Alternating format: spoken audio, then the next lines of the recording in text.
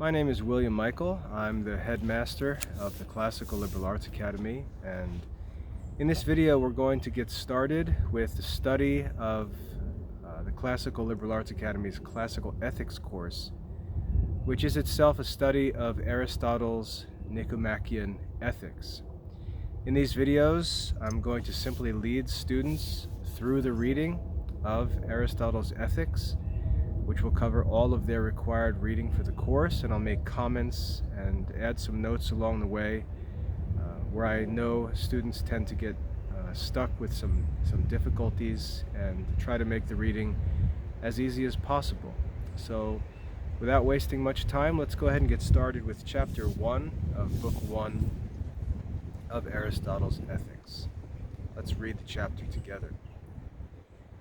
Every art and every method, and in like manner every action and deliberate choice appear to aspire after a certain good. Hence it is well said that the good is that which all things desire. Of ends, however, there appears to be a certain difference or distinction. For some of them are energies, but others of them besides these are certain works. So two kinds of ends, energies and works. We'll talk about them in a minute. But in those things in which there are certain ends besides the actions, in these the works are naturally adapted to be better than the energies. Since, however, there are many actions and arts and sciences, there will also be many ends. For the end of medicine, for example, is health.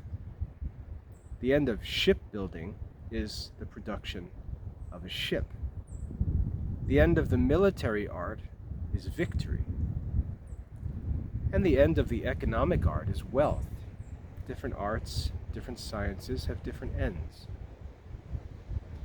But such arts as are of this kind are arranged under one certain power, just as the bridle making art is arranged under the equestrian art, and such other arts as pertain to equestrian instruments.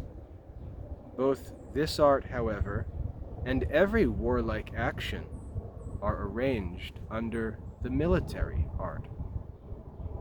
And after the same manner, other arts are arranged under other powers.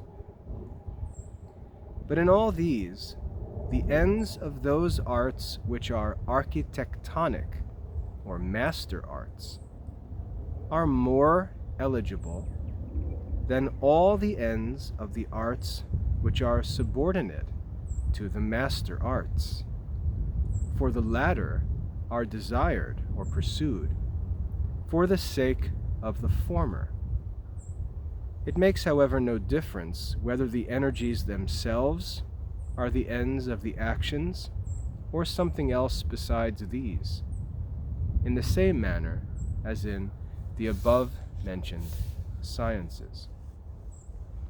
So in this first chapter, Aristotle introduces us to the subject of this investigation in classical ethics. He begins talking about human actions and asks us to consider the ends which are pursued in all human actions. And he lists arts, methods, actions, and deliberate choices. And we'll understand more of what these things are as we read through this book. But what he explains to us is that there appear to be two different kinds of ends sought by human actions and arts and sciences and choices. Two different kinds of ends. Some are actions themselves, or energies. Others are works produced by actions. So two different kinds of ends. And then he says not only are there two different kinds of ends, that's one important fact to learn, but there also appears to be a hierarchy of ends, that some ends are pursued for the sake of other ends, and there seems to be a hierarchy. And so what we're going to get after in this investigation in classical ethics is, if there is a hierarchy of ends, what is the ultimate end? And we'll get into that in our next lessons. So to keep things simple and brief, that's all that there is to know from chapter 1 of book 1 of Aristotle's Ethics. Read through the chapter for yourself and seek to study it for mastery, and we'll move on through this course chapter by chapter all the way through Aristotle's Ethics. God bless your studies.